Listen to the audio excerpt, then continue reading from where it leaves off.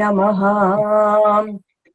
গুরুর মধ্যে স্থিতা মাতা, মাতৃ মধ্যে স্থিত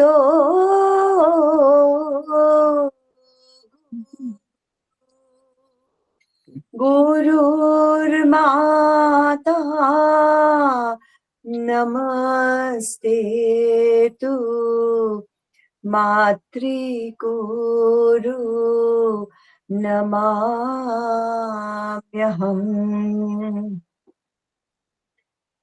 या देवी ब्रह्मरूपिणी या वन्दिता शिवादिभिः शोभा माता सा जननी मातृगुरु प्रकीर्तिता। भक्ति भावेन नित्यं तां प्रणमामि स्तवै स्तुता।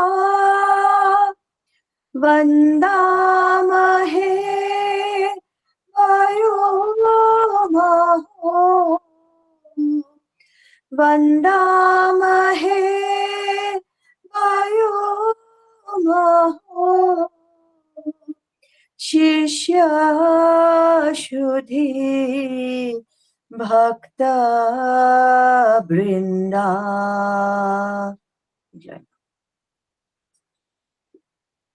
আমি এবার শুরু করব তো শান্তনু।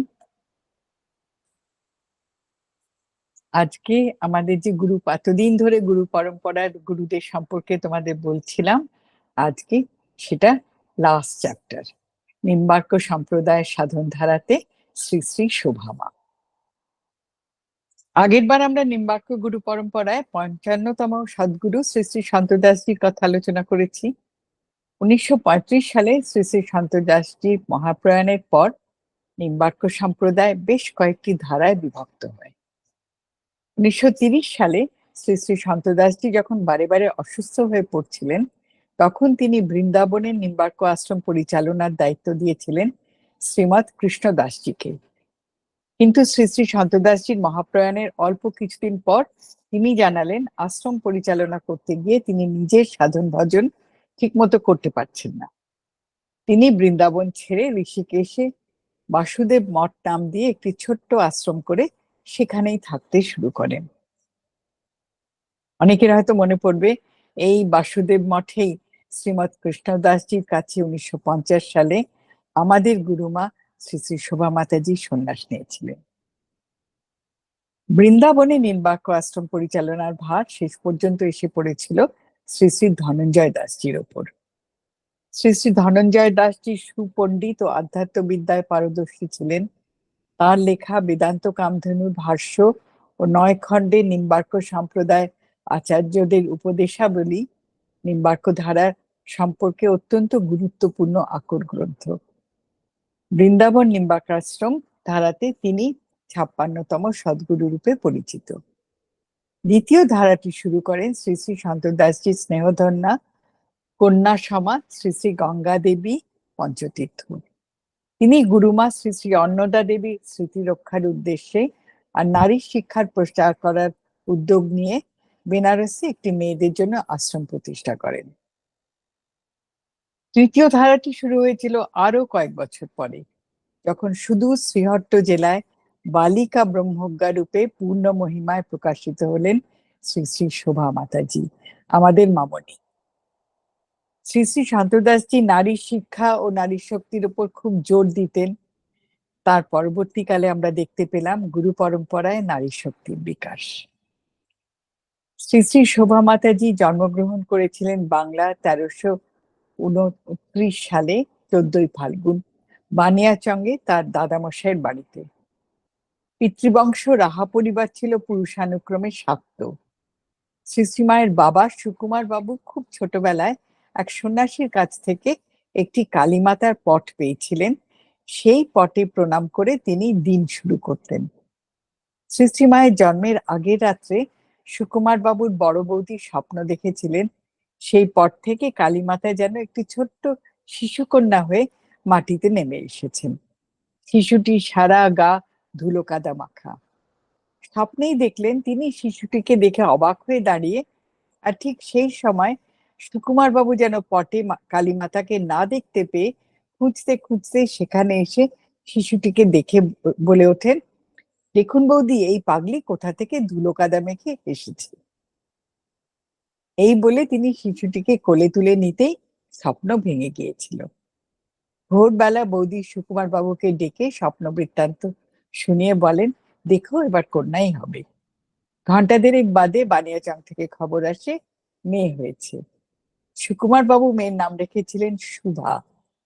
মামনি হাসতে হাসতে বলতেন, কখন যে নামটা শোভা হয়ে গেল কেউ মনে করতে পারে না। তিনি কেন একটি শাক্ত পরিবারে জন্ম নিয়েছিলেন এই প্রসঙ্গে তিনি বলেছিলেন, এই জন্মের পূর্বে 250 বছর দেবীলোকে তপস্যা করেছিলেন।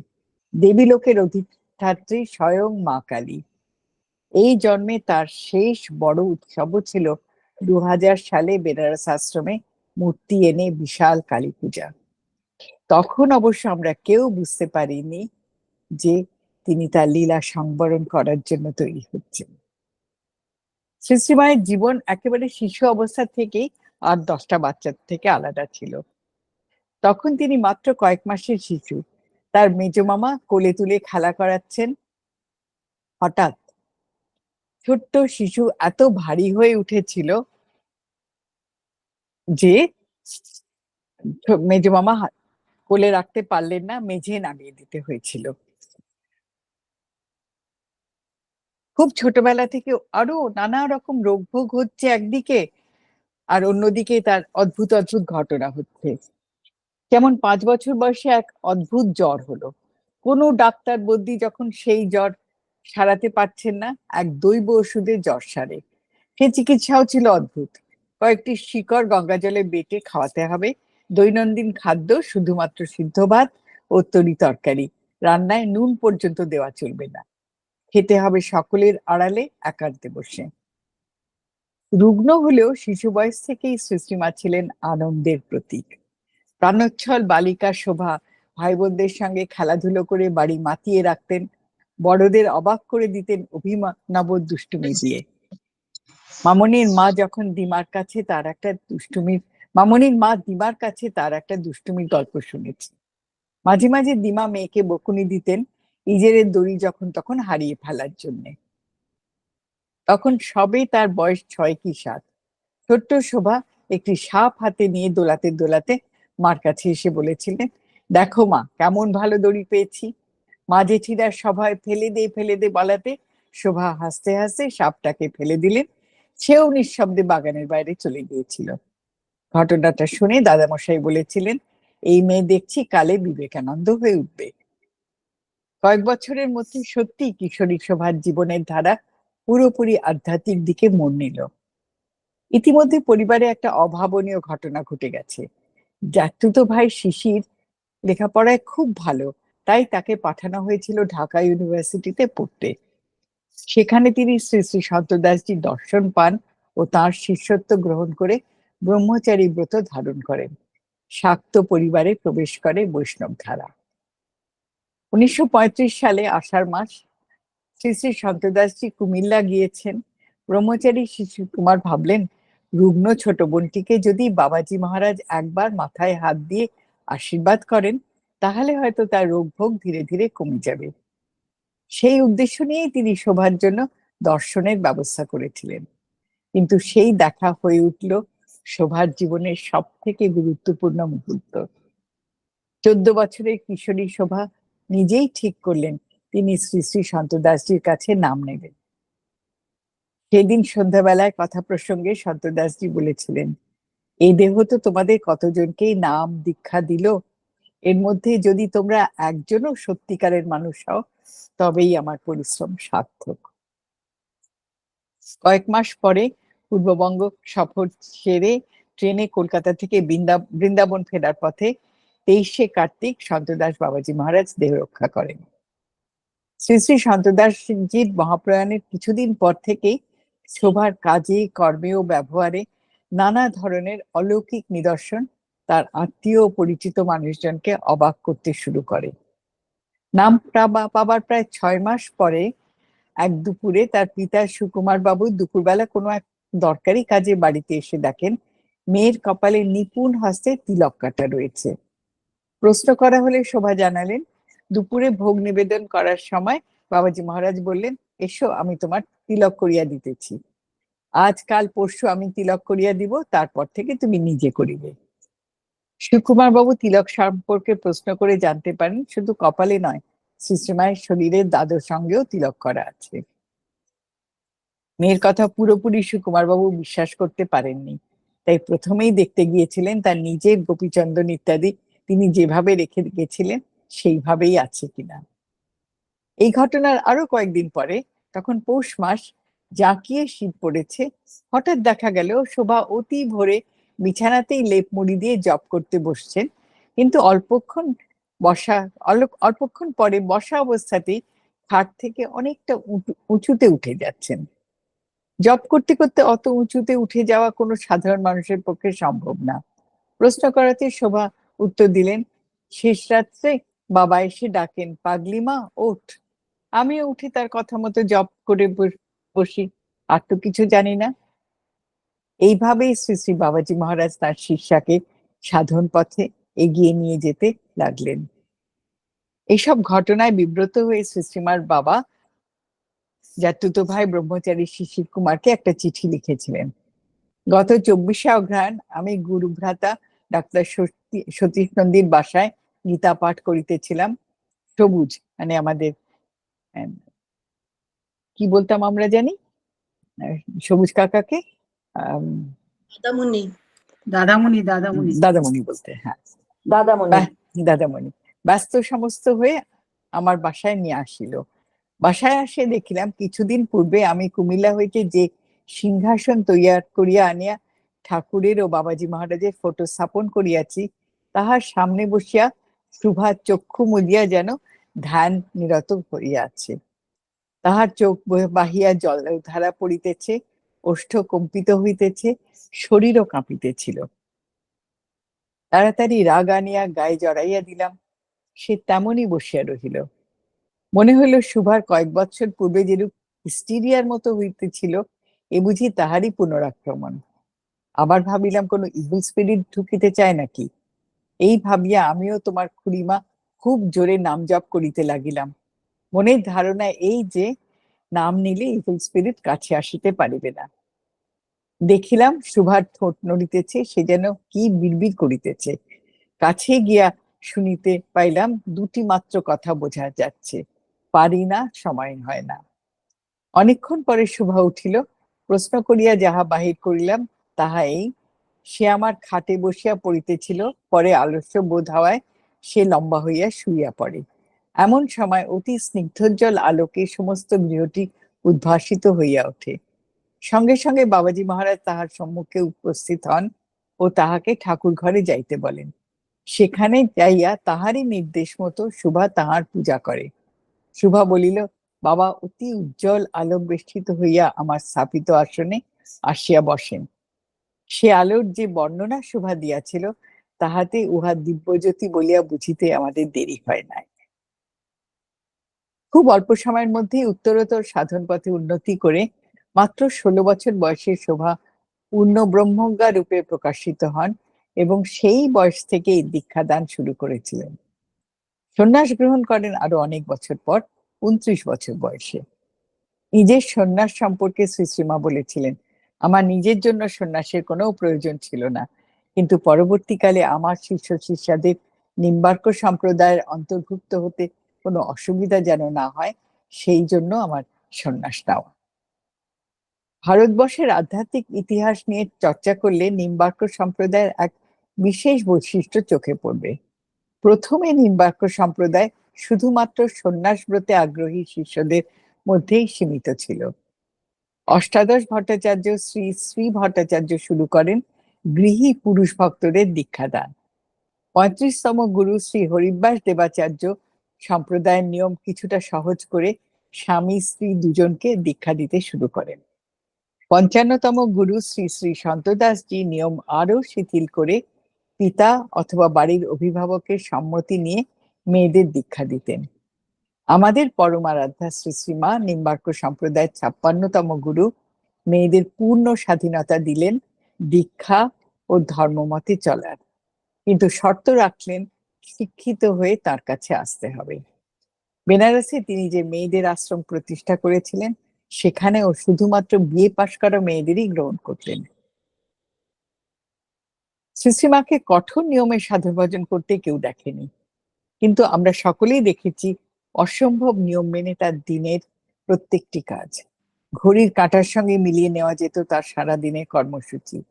সেই সঙ্গে দেখেছি অক্লান্ত ভাবে শিষ্য শিষ্যা ভক্ত ও অনুসন্ধিৎসুদের সঙ্গে তত্ত্ব আলোচনা করতে, দার্শনিক প্রশ্নের উত্তর দিতে। সেই সব প্রশ্নোত্তর পর্বে কখনো কখনো পেয়েছি তার অলৌকিক শক্তির ঝলক। মামনির তখন বোধহয় 29 বছর বয়স। এক সুপণ্ডিত মাদ্রাজি ভদ্রলোক এসেছিলেন শ্রী শ্রী মায়ের কাছে উপনিষদের কয়েকটি শ্লোকের ব্যাখ্যা নিয়ে আলোচনা করতে।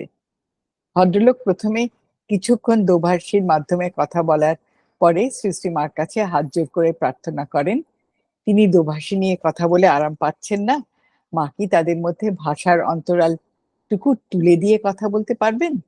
শ্রীশ্রীমা একটু হেসে উত্তর দিয়েছিলেন, আপনি যে ভাষায় সব থেকে সুবিধা পান কথা বলতে সেই ভাষায় বলুন না। এরপর ভদ্রলোক তামিল ও সংস্কৃত ভাষায় কথা বলে গেলেন। শ্রীশ্রীমা পরিষ্কার বাংলায় উত্তর দিতে লাগলেন। এইভাবে প্রায় ঘন্টাখানেক আলোচনা চলেছিল। তার সমস্ত প্রশ্নের ও দ্বন্দ্বের সমাধান পাবার পরে তিনি শ্রীশ্রীমাকে সাষ্টাঙ্গে প্রণাম করে বারবার বলেছিলেন তিনি নিশ্চয়ই পূর্ব জন্মে বহু সুকৃতি করেছিলেন, তাই এত মহান এক সাধিকার দর্শন পেলেন। মামনি বলেছিলেন তিনি পড়াশোনা করে শাস্ত্রজ্ঞান লাভ করেননি, আধ্যাত্মিক উৎকর্ষের সঙ্গে সঙ্গে শাস্ত্র তার মধ্যে উন্মোচিত হয়েছিল। আমাদেরও তিনি বলতেন আসল জ্ঞান পড়াশোনা করে না, অনুভূতির মাধ্যমেই প্রকাশ পায়, কিন্তু তার জন্য চাই একাগ্রতা আর নিষ্ঠার সঙ্গে সাধন। সেই সঙ্গে জোর দিতেন সদ্গ্রন্থ পাঠের উপর, বলতেন যত পারো গুরুসঙ্গ করো, সৎসঙ্গ করো।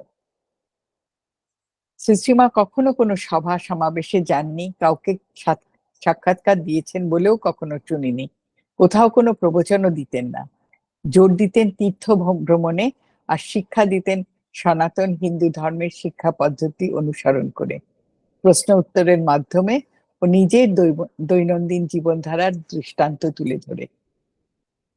কিশোর শিষ্যদের মধ্যে কেউ যখন অনুযোগ করেছে ধর্মীয় সমাজেও তার নাম বেশিরভাগ লোক জানে না, কারণ যথাযোগ্য প্রচার হয় না, তার উত্তর ছিল নিজের প্রচার নিজে করলে সে প্রচারের কোনো মূল্য থাকে না, গুরুর প্রচার উপযুক্ত শিষ্যের মাধ্যমে হয়, তোমরা আমার প্রচার চাইলে নিজেদের উপযুক্ত শিষ্য করে তোলো।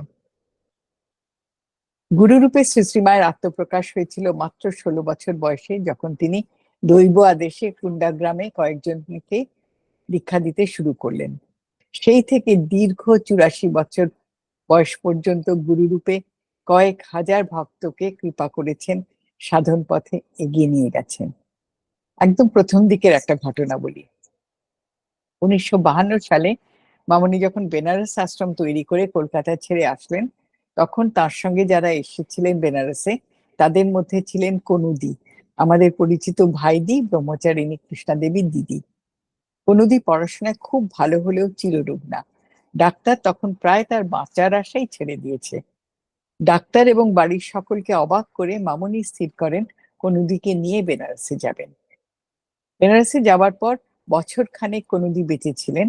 সেই সময় সবাই দেখতো মামনি তার সঙ্গে নানা ধর্মালোচনা করে কনুদির যাবতীয় প্রশ্নের উত্তর দিতেন, আর মাঝে মাঝেই বলতেন তোমার চিন্তা কি, টিকিট তো কাটাই আছে, প্ল্যাটফর্মে ট্রেনও এসে গেছে, শুধু গার্ডের ফ্ল্যাগ তোলার অপেক্ষা।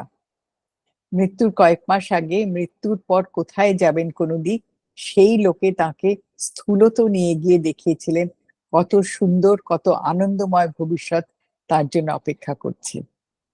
মাত্র 24 বছর বয়সে কনুদির মৃত্যু হয়। যেদিন মারা গেলেন সেদিন মামনি সারাদিন কনুদির সব পরিচর্যা নিজে হাতে করেছিলেন। যারা উপস্থিত ছিল তারা সকলেই দেখেছিল ঘরটা এক অদ্ভুত সুন্দর নীল আলোয় উজ্জ্বল হয়ে উঠছে। পরে মামনি বলেছিলেন, কনুর যাতে পার্থিব কোনো আকর্ষণ না থাকে সেই জন্য আমার কাছে নিয়ে এসেছিলাম। নিম্বার্ক সম্প্রদায়ের আচার্যরা সকলেই মোক্ষ লাভের সাধন পথকে বলেছেন কঠিন এবং সময় সাপেক্ষ। ধৈর্য ও নিষ্ঠা সহকারে এই পথে চলতে হয়। মামনি তাদের পথ অনুসরণ করলেও পরম্পরাগত সাধন প্রণালী প্রয়োজন মতো সহজ ও যুগোপযোগী করে দিতেন। তিনি বলতেন, দেখো যুগের সাথে সাথে কত পরিবর্তন। শ্রী শ্রী দেবদাসজি মহারাজের সময় শাসন ও সাধন ভজনের যে কঠোরতা ছিল, শ্রী শ্রী কাঠিয়া বাবাজি মহারাজ সেই কঠোরতা আপন শিষ্যদের মধ্যে সকলের প্রতি প্রয়োগ করেননি। আবার বাবাজি মহারাজের আমলে সাধনের কঠোরতা এবং আহারাদির নিয়ম তিনি আরো হ্রাস করে দিয়েছিলেন। এখন আমরা সেই নিয়মাবলীও সম্পূর্ণ মানতে পারি না। ভবিষ্যতে হয়তো আরো শিথিল হয়ে যাবে। পূর্বের কঠোরতা এখন আমাদের শরীর এবং মনের গ্রহণ করারই শক্তি নেই। ধার্মিক বাধা নিষেধের ব্যাপারেও মামনির মধ্যে অভাবনীয় মডেল দৃষ্টিভঙ্গি দেখেছি। যেটা তিনি মনে করতেন সাধন ভজনের প্রয়োজন, সেটা যেমন নিষ্ঠার সঙ্গে মানতেন ও শেখাতেন, তেমনি যা তার মনে হয়েছে অপ্রয়োজনীয় সেসব তিনি অনায়াসে বর্জন করেছেন। এর মধ্যে অন্যতম মেয়েদের দিয়ে ঠাকুর ঘরের সমস্ত কাজকর্ম করানো, এমনকি শালগ্রাম শিলা স্পর্শ করে পূজা করাতেও তার কোনো নিষেধ ছিল না। সামাজিক বিধিনিষেধের মধ্যে তিনি বর্ণাশ্রমকে মান্যতা দিতেন না। বলতেন, একটি মানুষের লৌকিক জন্ম পরিচয়ের একটা দিক, কিন্তু আধ্যাত্ম ক্ষেত্রে আসল পরিচয় তার আধার, অর্থাৎ তার জন্মান্তরের সংস্কার। তার মন কোন পথে চলতে চায় জেনে সে ব্রাহ্মণ না ক্ষত্রিয় না শূদ্র বিচার করতে হয়। কিন্তু এই অন্তর্দৃষ্টি যখন সাধন ভজনের অভাবে দুর্লভ হয়ে উঠল, তখন থেকে জন্মগত জাতপাতের সাহায্যে সমাজকে ভাগ করা শুরু হয়েছিল। প্রাচীনকালে ঋষিরা এইভাবে বর্ণাশ্রম নিরূপণ করতেন না। শ্রীশ্রীমা আরো বলতেন, সামাজিক ক্ষেত্রেও এইসব জাতভেদ ভেদাভেদ এসব থাকবে না। ধীরে ধীরে সব এক হয়ে নতুন ভাবে সমাজ তৈরি হবে। সেই ধরনের একটা সামাজিক বিবর্তনের সূচনা এখন কিন্তু সকলেই দেখতে পাচ্ছি। নিম্বার্ক সম্প্রদায়ের আচার্যগণ ও তাহাদের উপদেশাবলী গ্রন্থমালার চতুর্থ খণ্ডে গুরুকে এই প্রশ্নের বিশ্লেষণ করে শ্রীমৎ ধনঞ্জয় দাসজি মহারাজ লিখেছেন, শ্রুতি বলেছেন যিনি বেদজ্ঞ ও ব্রহ্মনিষ্ঠ তিনিই গুরু। পদ্ম পুরাণের পাতাল খণ্ডে গুরুকে এই প্রশ্নের উত্তরে লেখা, তিনি শান্ত ও মাৎসর্য রহিত, কৃষ্ণ ভক্ত, অন্য কিছুতে যাহার প্রয়োজন ও সাধন নাই, তিনি সর্বগুণান্বিত, ক্রোধ লোভ বর্জিত, কৃষ্ণ রসতত্ত্বজ্ঞ, কৃষ্ণ মন্ত্রই যাহার নিত্য আশ্রয়, তিনি সদা শুচি, সর্বদা সর্ধম শাসক, পরম্পরাগত এবং কৃপাপূর্ণ, তিনিই গুরু। শ্রী শ্রীমার মধ্যে এই সবকটি লক্ষণই প্রকাশিত ছিল। তিনি এই কথাগুলোই বলতেন, কিন্তু একেবারে সহজ সরল ভাষায়। তিনি বলতেন, তোমাদের মা তো আসলে ভিখিরি। তিনি সর্বদাই তোমাদের সামনে তার ভিক্ষের হাত পেতে বসে আছেন। তোমাদের যা কিছু পাপ, কালিমা, মালিন্য, কলুষতা, তোমরা যে যা দেবে তোমাদের মা তাই সানন্দে গ্রহণ করবেন। তোমাদের মলিনতা ধুয়ে নির্মল করে এক একটি প্রস্ফুটিত ফুলের মতো সুন্দর করে তার চরণে অর্পণ না করা পর্যন্ত আমার তো ছুটি নেই। দীর্ঘ 70 বছর গুরুরূপে লীলা করে শ্রী শ্রীমা তার জীর্ণ পার্থিব শরীর পরিত্যাগ করেন 2004 সালে 31শে অক্টোবর। মৃত্যুর আগে তিনি বলেছিলেন, তার এই মাতৃলীলা খেলা এখানেই সমাপ্ত হলেও গুরুরূপে তিনি প্রত্যেকটি শিষ্যের কাছে থাকবেন। মহাপ্রয়াণের পরেও তার সান্নিধ্য উপলব্ধি করতে পেরে ধন্য হয়েছে অনেক শিষ্য শিষ্যা ভক্ত। প্রয়োজনে পথ নির্দেশ করেছেন, দর্শনও দিয়েছেন। গুরু শক্তি যুগ যুগান্ত ধরে মানুষকে মোক্ষের পথে আকর্ষণ করে চলেছে, দেখিয়ে চলেছে জ্ঞানের পথ, পূর্ণতার পথ। শ্রী শ্রীমার ভাষায়, আনন্দ থেকে তোমরা এসেছো, আনন্দেই তোমাদের লয় হবে। মাঝের সময়টুকুও যেন আনন্দে কাটাতে পারো, সেই জন্যই গুরু শক্তির প্রকাশ, সেই জন্যই আমার আশা। জয় মা। শ্রী শ্রী গুরু পরম্পরা জয়।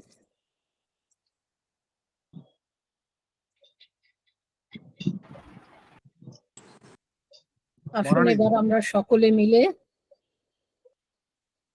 সমবেত ভাবে শতার্পণ নিবেদন জানাই আমাদের এই অসাধারণ শ্রী শ্রী মায়ের চরণে ও আমাদের এই মহান গুরু পরম্পরার সমীপে। চলুন সবাই মিলে তাদেরকে বলি, তোমরা এসো, অবতীর্ণ হও, আমাদের উদ্ধার করো এই ভয়ঙ্কর অন্ধকার থেকে, আমাদের সকল অন্যায় অপরাধ ক্ষমা করে তোমাদের কৃপার উপযুক্ত করে তোলো। জয় গুরু, জয় মা।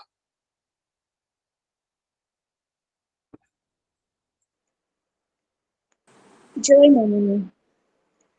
আজ শ্রীকৃষ্ণ ও দেবী যোগমায়ার পুণ্য জন্মাষ্টমী তিথি উপলক্ষে আজকের এই বিশেষ সমবেত প্রার্থনায় আমি শ্রীকৃষ্ণ ভজন ও দেবী যোগমায়া স্তুতির একটি সম্মিলিত রূপ মামনির শ্রীচরণে নিবেদন করছি।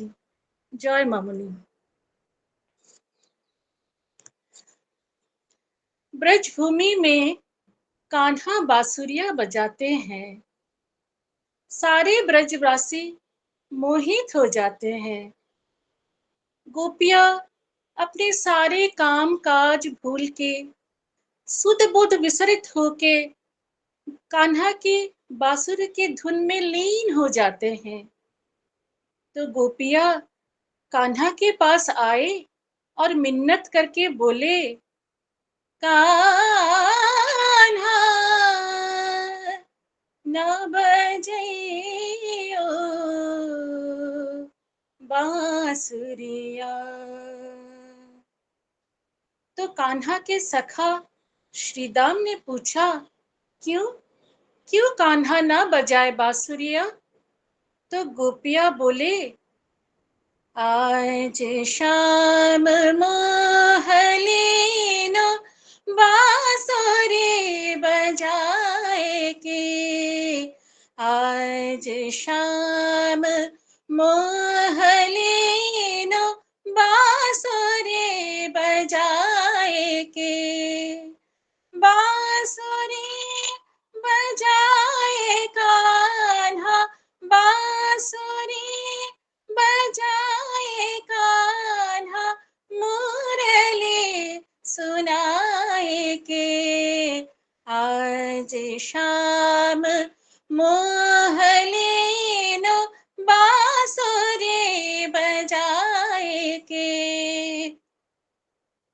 हरि हरि सब करत जात, गागर सिर धरत जात, हरि हरि सब करत जात, गागर सिर धरत जात, नीर नार भरन चली, नीर नार भरन चली, बिसरे जमुना तीर रे, आज शाम मोहलीनो बांसुरी बजाए के। सखियन सब साज साज, घर से निकसी छोड़ी काज, सखियन सब साज साज, घर से निकसी छोड़ी काज, घेर शाम नाच रही, घेर शाम नाच रही, सुधन रही शरीर के, आज शाम मोहलीनो बांसुरी बजाए के, आज शाम मोहलीनो। वरदे वरदे हे माता, वरदे वरदे वरदे हे माता,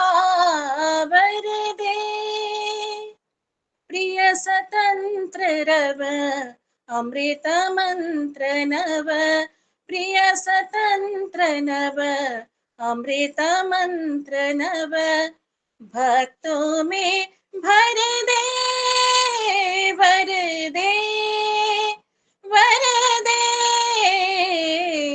हे माता वर दे काठ अंधुर के बंधन स्तर वह जननी ज्योतिर्मय निर्झर कलुष भेद तम हर प्रकाश तब कलुष भेद तम हर प्रकाश तब जगमग जग कर दे वर दे वर दे हे माता वर दे जय मम्मी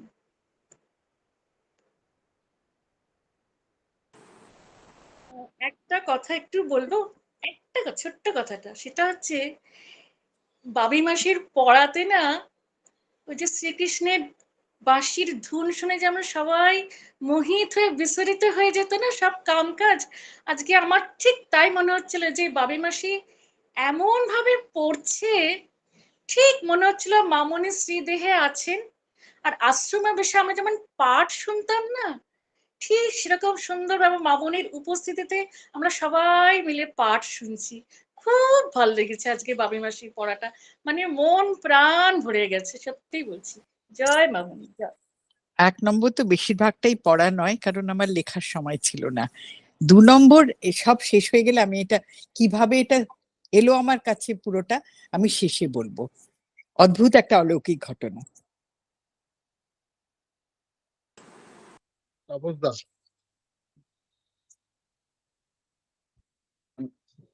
বকুলদি এক সেকেন্ড বকুলদি তাপসদার পরে রেশমি দিয়ে কিছু মামনি ঘটনা বলবেন তারপরে তুমি গানটা শুরু করবে আচ্ছা ঠিক আছে তাপসদা শুরু করো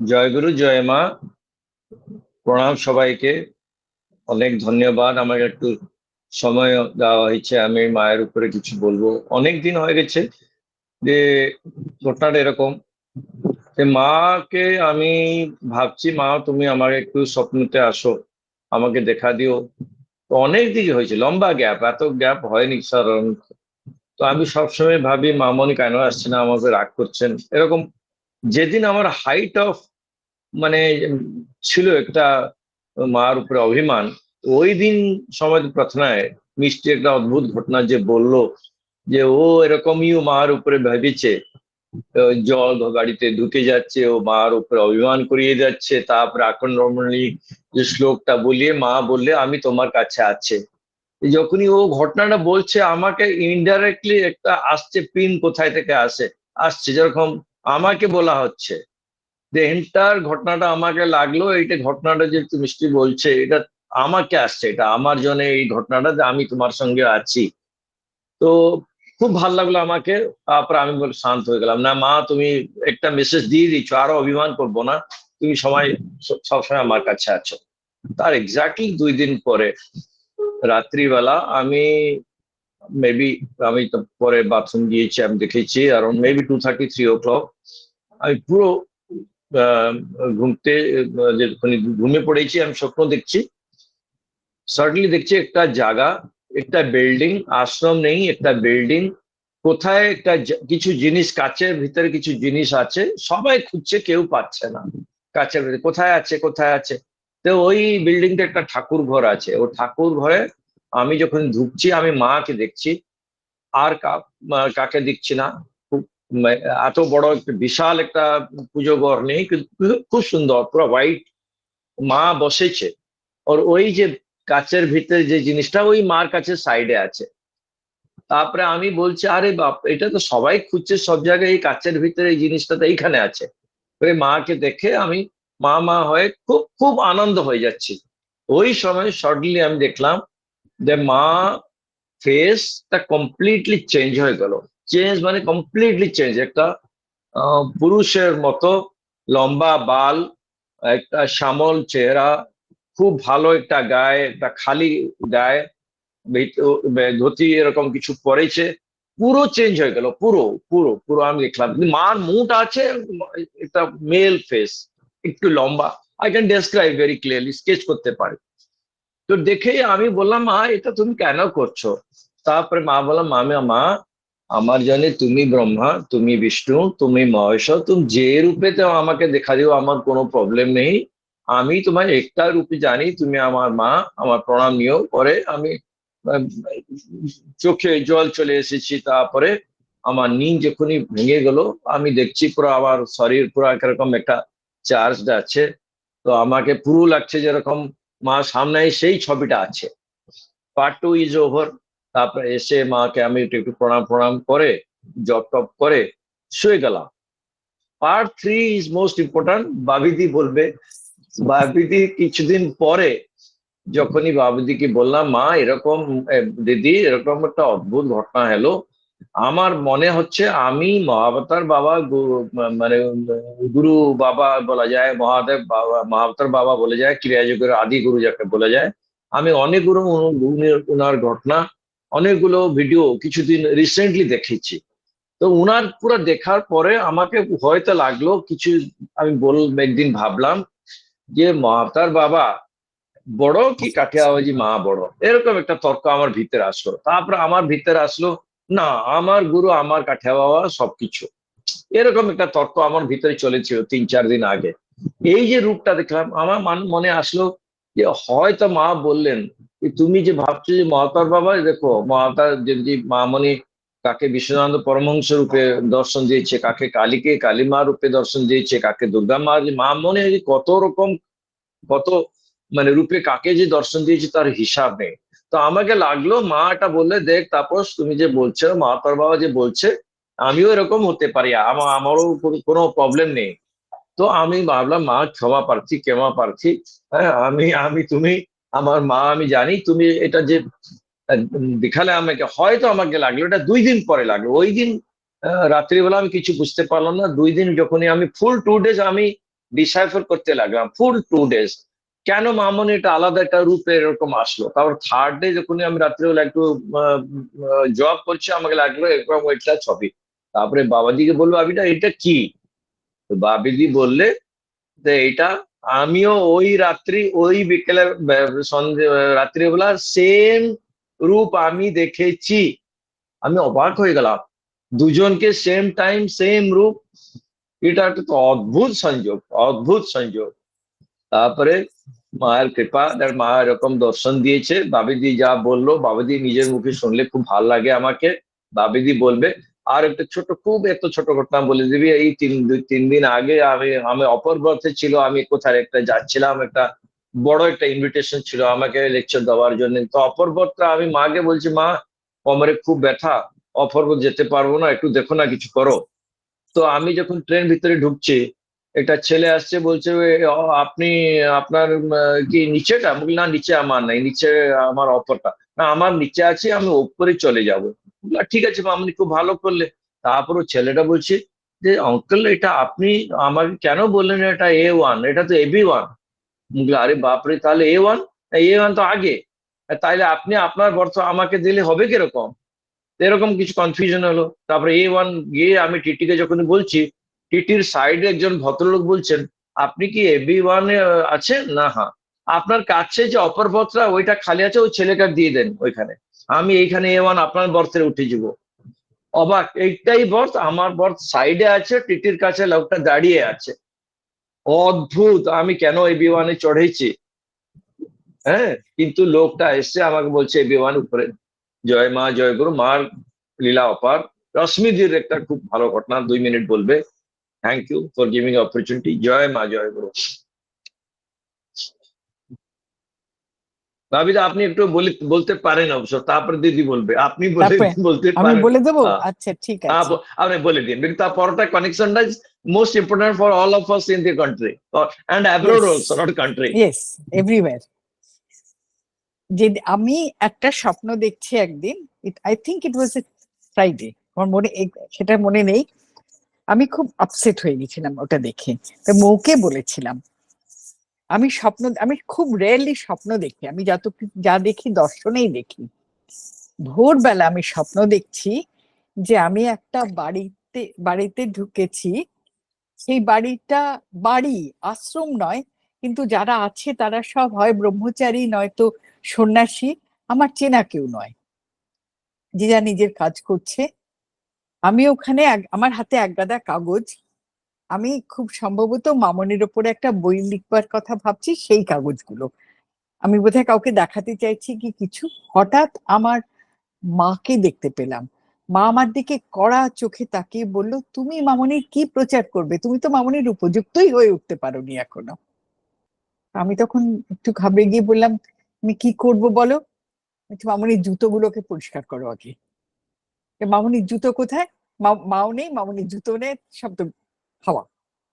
আমি ভাবছি কি করব, এমন সময় একজন ব্রহ্মচারী আমাকে বললেন, ওই তো মামনির জুতো পরে রয়েছে, চটি ঠিক যেরকম মামনি পরেন ওরকমই চটি, তো ভীষণ কাদা মাখা। আমি ওগুলোকে খুব ভালো করে ধুয়ে টুয়ে ভাবছি এটা দেবটা কাকে, মামনি কোথায়? মামনিকে তো দেখতে পাচ্ছি না। তারপরে আমাকে একজন বলল যে, এদিক ওদিক খুঁজছেন কেন আপনি? আপনি জানেন না মামনি কোথায় থাকে? মামনির সামনে ঘরটাতে থাকে, সেখানে যান। একদম সলিড ধমক। আমি আবার ওখানে গেলাম, ওখানে দেখি মামনি বসে আছেন, অনেক লোক তার চারপাশে। মামনিকে আমি জুতোটাকে নিয়ে মামনির পাশে রেখে প্রণাম করেছি। মামনি খুব আমার দিকে তাকিয়ে হাসছেন। তো মামনি বললেন, বিনা তোকে বকা দিয়েছে? আমি বললাম যে হ্যাঁ, খুব বকেছে। মামনি বললেন, হ্যাঁ বিনা বকবে, কিন্তু তুমি ঠিক যা করছো সেটাকে করো, কিন্তু ঠিক হচ্ছে না, সেই জন্যই বকাটা খেয়েছো। তার বলতে বলতে একজন এলো, সে মামনিকে বলল, আরতির সময় হয়ে গেছে। পাশে একটা বড় ঘর, ঠিক যেরকম তাপস বলছে, সাদা ধবধবে সাদা রঙের, কিন্তু টাইলস ফাইলস কিছু না, এমনি ঘর, ডিস্টেম্পার্ড। সেখানে মামনি গিয়ে একটা হ্যাঁ হ্যাঁ, সিঁড়ির ওপর, আমিও ডিস্টেম্পার ঘর, আমিও হ্যাঁ টাইল হ্যাঁ, বলছি না, ডিস্টেম্পার ঘর।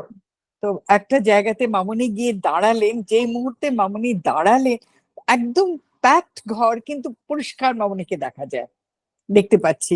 মানে কারোর জন্য দৃষ্টি আটকে যাচ্ছে না। ওরা আরতি করছে আর মামনি উজ্জ্বল হয়ে, পুরো মামনির শরীরটা না সোনার মতো হয়ে যাচ্ছে। এত আলো আমি দেখতে পাচ্ছি না এরকম, মামনিকে আর দেখতে পাচ্ছি, শুধু আলোটা দেখছি।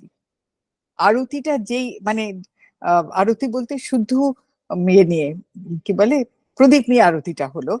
আরতিটা যখন ওরা প্রদীপটা নামিয়ে রাখলো যিনি করেছেন, তখন আলোর মধ্যে থেকে মামনির চেহারাটা একেবারে বদলে গেছে।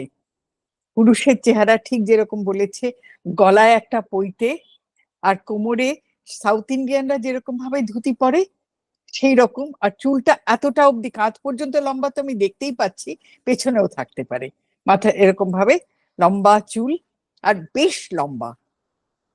আর আমি ভাবছি যে ইনি কে, মামনি কোথায় গেলেন, ইনি কে? তখন মামনি আমাকে বলছেন যে, এই রূপে আমি আসব, অপেক্ষা করো। সঙ্গে সঙ্গে থেমে গেল। আসবে, ওটা বোধহয় ইন্ডিকেশন মামনি। মানে এখনো আমার চোখে জল এসে যায়। তারপরে আমি ভাবছি, না তারপরে অসাধারণ শোনো, আমি অসাধারণ। ভাবছি, আমি মৌকে বলছি, এটা আমি কেন দেখলাম? বইটাকে আমি সব ভুল লিখছি, কি করব? তারপর দুদিন পরে আমাকে তাপস ভাই ফোন করেছে, বাবিদি একটা ঘটনা হয়েছে, প্লিজ শোনো। আমি যত ওর কথা শুনছি আমার গায়ে কাঁটা দিচ্ছে, চোখ দিয়ে জল পড়তে শুরু করেছে, যে কি দুজনে কোনো কানেকশন নেই, ও কোথায় বসে দেখেছে আমি তাও জানি না এখনো। এক জিনিস দুজনে দেখলাম। আর তারপরে আর একটা ডেট আমার চোখের সামনে এসে গেছিল, 2030 ডিসেম্বর। জানি না কি হবে, কিন্তু বাঁচিয়ে রাখেন। কিন্তু অসাধারণ দর্শন আমার মনে হয়েছে। পরে মনে হচ্ছে, আগে যখন মনে হয়েছিল ভেবেছি সব গন্ডগোল হয়েছে, তাপস ভাই বলার পরে আমার মনে হচ্ছে যে একটা বিরাট কিছু দেখলাম, বিরাট কিছু দেখেছি, তার ইন্ডিকেশন। পুরা পুরা পুরা অসাধারণ। বিকজ আমি প্রথমে একদিন দুদিন ভাবলাম এটা কেন দেখলাম, কি মহাতার জায়গা বাবা কি জানে, মা কিছু আমাকে একটা মেসেজ দিচ্ছেন, আমিও কিছু ব্যস্ত নেই, আমারও ওই আমি হতে পারে এরকম কিছু। ও 5,000 বর্ষ বছর অমরত্ব প্রাপ্ত করেছে, ও ক্রিয়াযোগে অনেক ঘটনা আছে, 5,000 ইয়ার্স, এরকম 25 ইয়ার্স এজ আছে। মামনি বলে আমিও হতে পারি, তোমার জন্য কোনো প্রবলেম নেই। কিন্তু আমি তারপরে ভাবলাম কেন হঠাৎ পুরো যে মানে, তারপরে দিদি যে বললে আমি বুঝে গেলাম যে দুজনকে একটা মেসেজ এসেছে, দ্যাট অপেক্ষা করো, কিছু হচ্ছে। কিছু খুব হচ্ছে। অসহায়। আর হয়তো যখন আসবেন পুরুষ রূপে যদি আসেন, যদি আমি এখনো তো সত্যি করে কিছু জানি না, কিন্তু যদি আসেন তাহলে আমাদের যাতে চিনতে অসুবিধা, আমরা প্রথম তো আমরা রিজেক্ট করবো, আমরা তো মামনির চেহারাটা যেরকম জানি তার বাইরে তো আমরা মামনিকে বিশ্বাস করি না, আমরা যাতে রিজেক্ট না করি তাই জন্য একটা আমাদের ইন্ডিকেশন দিয়ে দিলেন, দেখো মেসেজ এরকম এসেছে। এইরকম ভাবে আমি আসবো, চিন্তা করো না, আমার অপেক্ষা করো। একটা মানে জয় মা, অসাধ্য। জয়। জয় মা, জয় মা। সবাইকে আমার হ্যাঁ মধ্যে দিয়ে মানে একটা দিব্য প্রভাব একজন যেন মনে হচ্ছিল যে তোমার পড়াটা এত প্রাণবন্ত হয়ে উঠছিল, মনে হচ্ছে একদম সেটারও একটা কারণ আছে, সেটা আমি বলবো, এরা সবাই কথা বলে নিক তারপরে বলবো, সেটার একটা কারণ আছে। আমি বলবো। হ্যাঁ বলো। জয় গুরু জয় মা। আমি তাপসের আমার ভাই তাপসের সঙ্গে দুদিনের আগে একটা ছোট ঘটনা আমি ওর সঙ্গে শেয়ার করেছি। ও বলেছে এ দিদি তুমি কি বলছো, ওটা আশ্রম ফ্যামিলিতে সবাই সঙ্গে এটা শেয়ার করো। আমি বলছি আমি তো কিছু জানি না, আমার তো মোবাইল আধা সময় কাজ করে না, ওর ইন্টারনেট নেই, আমি কি করব। আজকে হেমন্ত ভাই ছিল, ওর ফোনে আমি বলছি। আমার বাড়িতে মাঝখানে স্টেয়ার কেসের মাঝখানে মামনির খুব সুন্দর একটা বহুত খুব পুরনো ফটো একটা আছে, ওইটা আমি লাগিয়েছি। ওইটা আমার একটা ফাইলের মধ্যে ছিল, এটা এমনি পাওয়া গেছে একদিন।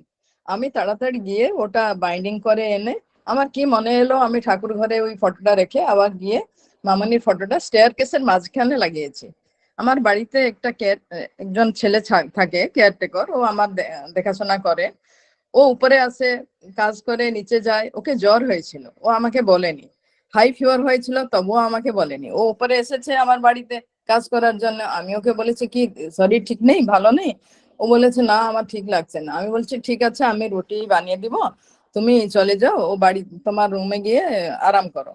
ও কি করেছে আমাকে কিছু বলেনি, ও নিচে যাবে কি করে, ধড়াম করে ও স্টেয়ার কেস মামানির ফটো যেখানে আছে ওই মামনির ফটোর নিচে ওইখানে পড়ে গেছে, সেন্সলেস হয়ে গেছে।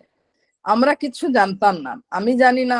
আর হেমন্ত ভাই ও রুমে পড়াশোনা করে, আমি রুটি বানাবো করে ওই কিচেনে থাকি। আমার যে বাড়িতে আরেকজন হেল্পার আছে আমার শাশুড়ির সঙ্গে থাকে, ও গ্রাউন্ড ফ্লোরে ওর রুমে থাকে। আমি কি করি, আমি যখন ও পড়ে আছে আমরা কেউ জানতে পারিনি। আমি যখন দেখছি আমার যে রুটি সেকার ওটা পাওয়া যাচ্ছে না, কোথায় গেল না পেয়ে আমি ওই মেয়েটাকে ফোন করেছি।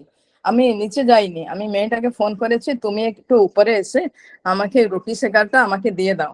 ও মায়ের ফটোর নিচে স্টেয়ার কেসে পড়ে আছে সেন্সলেস, আমরা জানতে পারিনি। ও উপরে যখন উঠবে স্টেয়ার কেসে, ও দেখছে ও মা তোমরা এসো এসো, ও পড়ে গেছে, লক্ষ্মীধর, ওর ছেলেটার নাম লক্ষ্মীধর, ও পড়ে আছে। আর হেমন্ত ভাই গেছে, আমি গেছি। হেমন্ত ভাই যখন স্টেথো এসব ব্লাড প্রেশার ইনস্ট্রুমেন্ট নিয়ে গেছে, ও দেখছে কি ওর না পালস পাওয়া যাচ্ছে না কিছু, ওর কিছু নেই। হেমন্ত ভাই একদম টেনশনে, কি বলছে এখনই অ্যাম্বুলেন্সে ফোন করব, ওর অ্যাম্বুলেন্স এলে তো ওকে টাইম লাগবে।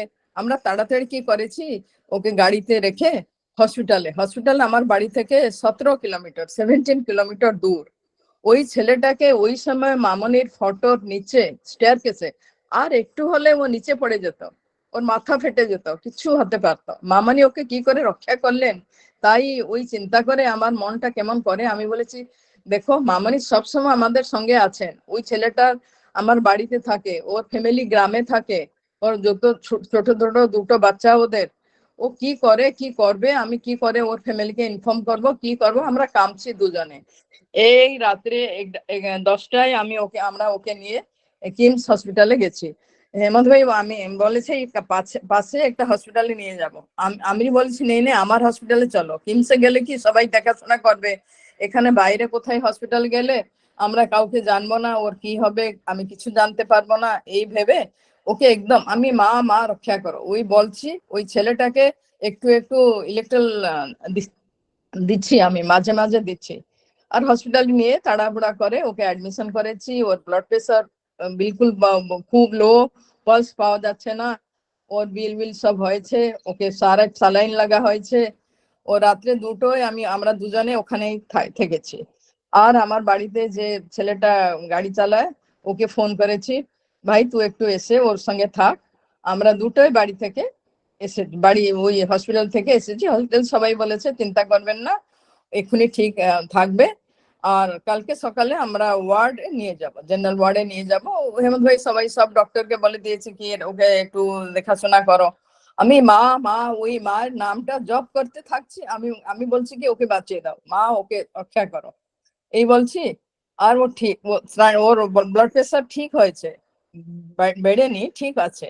আমি 2টোয় যখন বাড়িতে আসবো এমনি সময় ওই যে আরেকটা ছেলে ছিল, ও বলেছে কি ওকে ও জেনারেল ওয়ার্ডে নিয়ে যাবে, অনেক ডেঙ্গু পেশেন্ট এসেছে। ওর ব্লাড নিয়ে গেছে, ব্লাড স্যাম্পল নিয়েছে, ওর সব টেস্ট হয়েছে, ওর প্লেটলেট খুব কমে গেছে।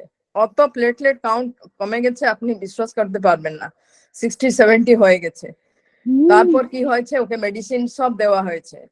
আমি মাকে কনস্ট্যান্টলি প্রার্থনা করে যাচ্ছি, প্রে করে যাচ্ছি। আর নেক্সট ডে যখন ওকে স্যালাইন দিয়েছে, সবকিছু করেছে, ওর প্লেটলেট হয়ে গেছে 1,25,000। ও মা, হ্যাঁ, ও বেঁচে গেছে, ওই ছেলেটা বেঁচে গেছে। হ্যাঁ, তো পুরো ওর বেঁচে ওয়াইফকে গেছে। ফোন করেছি, ওর বাড়িতে কেউ নেই, ওর ওয়াইফকে ফোন করেছি, গ্রামে থেকে ওর ওয়াইফ এসেছে নেক্সট ডে আর্লি মর্নিং মে, ওর ওয়াইফ এসেছে, ওর সঙ্গে থেকেছে। আর হেমন্ত ভাই তো ওই হসপিটালে কাজ করে, ওর সঙ্গে থেকে ওকে গিয়েছে কি ডেঙ্গু। আর যে নতুন ভাইরাসটা এসেছে করোনার, ওটাও ওকে হয়েছে। খুব দুবলা পাতলা ছোট ও ছেলেটা, অত কত 36-37 ইয়ার্স হবে। ছোট ছোট 2টো বাচ্চা আছে বাড়িতে, মা আছে, বাবা নেই। আমি তো ওর ফ্যামিলির ভেবে কি করব এই ভাবছি। আর দেখুন ও মায়ের ফটোটা নিচে স্টেয়ার কেসের উপর পড়ে সেন্সলেস হয়ে গেছে। আর ঠিক তো নেক্সট ডে তো ওর প্লেটলেট কাউন্টও বেড়েছে, সবকিছু ঠিক আছে। ও ও হসপিটাল থেকে যখন ডিসচার্জ হয়েছে আমরা বলেছি তুমি বাড়িতে যাও, বাড়িতে গিয়ে বিশ্রাম করো, আমার কথা চিন্তা করো না, খুব ভালো ছেলে। আর কি হয়েছে, আজকে ও এসেছে আমার বাড়িতে কাজ করার জন্য, আজকে এসে আউট হাউসে থেকেছে, আজকে এসেছে। আর দেখুন সব থেকে কি বড় কথা, আমি আপনাকে সবাইকে সঙ্গে ওই মায়ের কৃপা শেয়ার করতে চাই। এটা হলো যে রুটি সেকার ইয়েটা পাওয়া যায়নি, আমি অত খুঁজেছি পাইনি। ওই মেয়েটাকে ফোন করেছি তুমি এসে আমাকে দাও, ও মাঝখানে স্টেয়ার কেসে ওকে দেখেছে। কেউ না দেখলে তো আধা ঘন্টা পরে থাকতো, সত্যি তো। ভাবুন ও আধা ঘন্টা পরে থাকতো, এমনি ওর কি হতো, হুম, কিছুই হতে পারতো, শেষ। পালস শেষ হয়ে যেত, পালস পাওয়া যায়নি, ব্লাড প্রেশার কিছু। আর নেক্সট ডে আমি যখন রুটি বানাবো ওখানেই যাচ্ছি, ওইখানেই ওই রুটি সেকার ইয়েটা আছে, জালিটা ওই জায়গায় আছে, ওই জায়গায় সেম জায়গায় আছে যেখানে সেম দিদি পেল জায়গায় না আছে, তার। সেম জায়গায়। আমি ওকে তোমাকে ফোন না আসলে মামনি করলে, ডেকে নিয়ে খবর কি করে দেবে পড়ে গেছে, সেটার জন্যই এটা করা। হ্যাঁ সেইটা তাই মায়ের ফটোর নিচে পড়ে আছে, ওখানে সেন্সলেস হয়ে গেছে, কেউ জানেনি বাড়িতে। বাড়িতে ওই যে কাজের মেয়েটা শাশুড়ির সঙ্গে নিচে গ্রাউন্ড ফ্লোরে থাকে, হেমন্ত ভাই পড়াশোনা করে কম্পিউটার নিয়ে, আমি আমার রান্নায় ব্যস্ত আছি। আর রুটি সত্যি। সেকা অত খুঁজেছি, ও মেয়েকে ফোন করেছি, ও এসে ওর লক্ষ্মীধর পড়ে গেছে। আর আমি অত টেনশন কখনো হেমন্ত ভাইকে দেখেনি। কি করে ওকে হসপিটালে কেমন করে আমরা নিয়ে গেছি আমি জানি। 11টায় থেকে রাত্রে 2টো কি করে থেকেছি আমরা, ওর মাই ওকে বাঁচিয়েছে। আমি ওকে একদম। বলেছি তুমি আমার গুরুদেব তোমাকে বাঁচিয়েছে, আজকে আমার বাড়িতে এসেছে। তাই আজকে দেখেন মিলন মন্দির আছে। হুম। আর তাপস আমাকে বলেছে তুমি এটা দিদি বলো, সবাইকে বলো, মা একটা ফটোতে কিরকম করে একটা ছেলেকে বাঁচিয়েছে। জয় মা। আমার জয় বাড়িতে মা। কাজ করে ওই ছেলেটা, ওকে মা বাঁচিয়েছে। আমরা যাওয়া আসে সবসময় বলি মা মা, আমার কি করে মনে করলো কি এই ফটোটা মা আর এখানেই তাল লাগাবো, কেন স্টেয়ার কেসের মাঝখানে লাগালো, কি আমরা যাওয়া আসার সময় মাকে বলে যাব, নতুন বাড়িতে এসেছে এখানে। আর কোথায় মায়ের ফটো, ঠাকুর ঘরে আছে। আর সব রুমে আমি একটা একটা মায়ের ফটো রাখি, শোয়ার আগে মাকে প্রণাম করে সকালে উঠে প্রণাম করি, সব সব সময় সবাই সব রুমে মায়ের ফটোটা থাকে। আর স্টেয়ার কেসে কেন লাগাবো, আর স্টেয়ার কেসের মাঝখানে লাগিয়েছি, আর এই ছেলেটা স্টেয়ার কেসের উপর পড়ে আছে। আর কি করে ওকে ফোন করলাম, ও নিচে থেকে উপরে এসেছে, চেঁচামেচি করেছে, আমরা দুজনে উঠে গেছি। আর ওকে কি করে হসপিটাল নিয়ে গেছে আমি দেখছি। এই ইস্কন মন্দির এসে গেল, এই জয়দেব বিহার এসে গেল, এই কিট পটিয়া রোড এসে গেল, কি করে আমরা হসপিটালে যাব। আর হসপিটালে গিয়েছি, অ্যাডমিশন হয়েছে। আর সব থেকে বড় কথা, যে ডক্টর ওখানে ছিলেন ও আমাকে চিনেন। হেমন্ত ভাই তো গিয়ে গাড়িটা স্টেশনে ওকে নিয়ে গেছে, আমি ওর সঙ্গে গেছি। হেমন্ত ভাই গেছে গিয়ে গাড়িটা পার্কিং করে আর বিল টিল বানাবে। আমাকে কেউ তো চিনে না, লেকিন ওখানে যে ডক্টরটা ছিল এমার্জেন্সি ডিউটি করেছে না, ও আমাকে চিনে। আমি আরেকবার ওখানে গিয়েছিলাম আমার বড় ছেলেকে নিয়ে, ও আমাকে চিনে। তাই ও আমাকে হেল্প করেছে। হেমন্ত ভাই পিছে পিছে এসেছে, ওর 1 মিনিটও লেট হয়নি। আর এ পৌঁছে গেছে আর বেঁচেও গেছে। আজকে আমার বাড়িতে এসেছে, আজকে আমি ওকে খাবার দিয়েছি। জয় গুরু জয় মা, মায়ের কি কৃপা করোনা। সবাইকে অনেক অনেক ধন্যবাদ। সবাই আমাকে একটু মৌকা দিয়েছে, মায়ের কথা সবাই শুনে জানবে। মা সব সময় সব জায়গায় আছে, সবাই সঙ্গে আছে। একদম একদম। আমরা মামনির থেকে নাম জয় মা, নিয়েছি, মা জয় মা, আমাকে হেল্প করে। জয় মা, জয় মা। জয় মা, জয় মা, জয় মা, জয় মা। প্রণাম নিবেন, সবাইকে অনেক অনেক ধন্যবাদ জয় আমাকে জয় বলার গুরু। একটু মৌকা দিয়েছেন সবাই। Thank you, thank you. জয় মা, জয় গুরু, জয় মা। প্রণাম বাবিদি, সবাইকে প্রণাম। খুব সুন্দর অঞ্জুদি, সবাইকে ঘটনা। প্রণাম। খুব সুন্দর ঘটনা। আমি সবসময় একটু নার্ভাস থাকি না, আমি শেয়ার করার জন্য একটু বাংলাতে লিখবো, একটু পড়বো। তারপর আমাকে আজকে বকুনি দিয়েছে, দিদি এই ঘটনাটা তুমি সময়ত প্রার্থনায় বলবে। আর কি যোগাযোগ দেখুন, শান্তনু দাকে বলেছে আর আমাকে বলেছে, তুমি তো সবসময় মোবাইল ইউজ করতে জানো না, তোমাকে কিছু আসে না, তুমি না বললে আমার খুব মন খারাপ হবে, সবাই কি ভাববে। তারপর নাম দিয়ে দিয়েছে, ওর দিদি বলেনি। জয় গুরু জয় মা। জয়। এটা কি ব্লেসিং মায়ের, বকুল, মায়ের কি কৃপা। Shantanu thank you. জয় বকুল, গুরু জয় মা। মা জয় মা জয় মা মা, বকুল দি শুরু প্রণাম করো। নেবেন। বকুল দি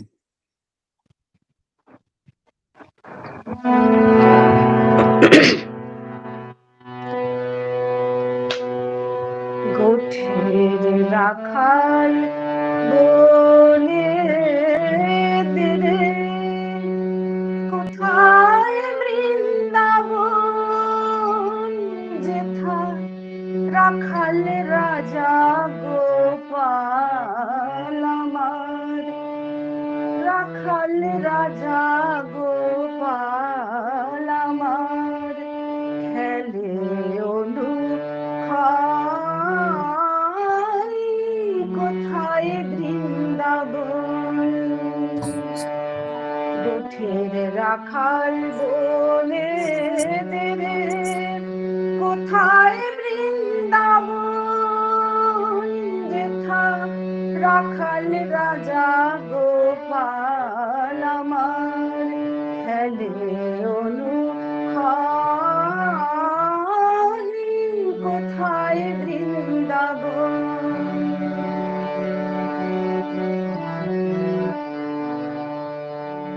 যেথা দিনে রাতে মিলন আসে, চাঁদ হাসে রে চাঁদের পাশে, দিনে রাতে মিলন আসে, চাঁদ হাসে রে চাঁদের পাশে,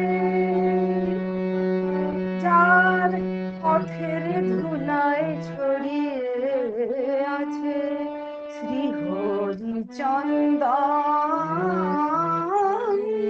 কোথায় বৃন্দাবন। গোঠের রাখাল বনে দেরে, কোথায় বৃন্দাবন।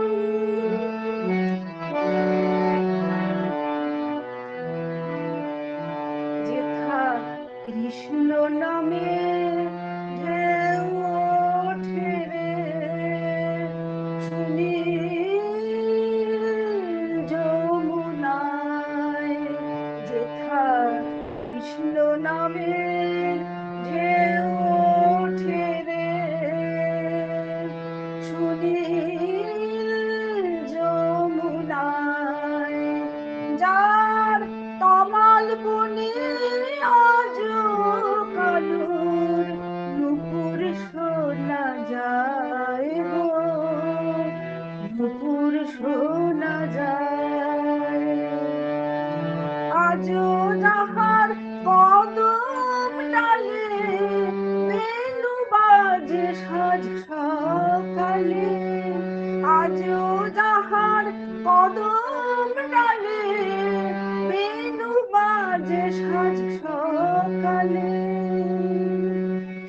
যেথা নিত্য লীলা করে আমার, নিত্য লীলা করে আমার মদন মোহন,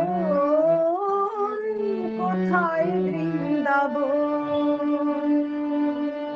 গোঠের রাখাল বলে দেরে, কোথায় বৃন্দাবন? যেথা রাখাল রাজা গোপাল আমার খেলে অনুখান, কোথায় বৃন্দাবন? গোঠের রাখাল বলে দেরে, কোথায় বৃন্দাবন? যেথা রাখাল রাজা গোপাল আমার খেলে অনুখান, কোথায় বৃন্দাবন? কোথায় বৃন্দাবন? কোথায় বৃন্দাবন?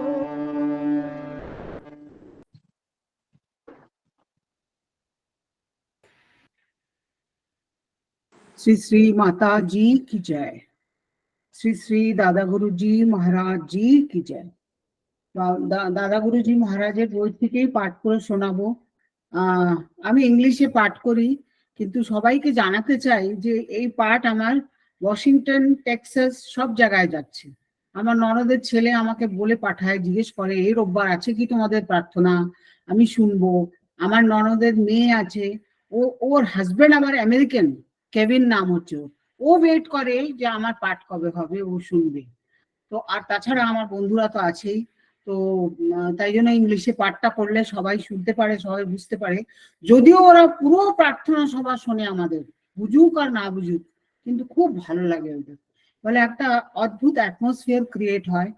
তো মামনির বিশেষ কৃপা আমাদের সবার উপরে যে এটা আমরা স্প্রেড করছি আর সবাই নিজের নিজের এক্সপিরিয়েন্স শেয়ার করছে। জয় মা, জয় মা। তো আমি আজকে বই থেকে পড়ে শোনাচ্ছি দাদা গুরুজি মহারাজের একটা খুব strange incident. The name of the person or the disciple of Sri Sri Shantadas Babaji Maharaj who narrated this incident from his personal experience could not be ascertained. এটা বলেছিল জানি না। This disciple of Sri Sri Babaji Maharaj lived in Shillong, Meghalaya, and he was a doctor, physician. Near his residence and on the opposite side of the road, there lived a non-Bengali gentleman in a rented house. He came to Shillong as a teacher of a local school. Gradually, he became friendly acquainted with the disciple of Babaji Maharaj, and gradually there developed a bit of intimacy between them. But later, an idea grew up in the mind of disciple of Babaji Maharaj that the person concerned was to some extent anti-Bengali.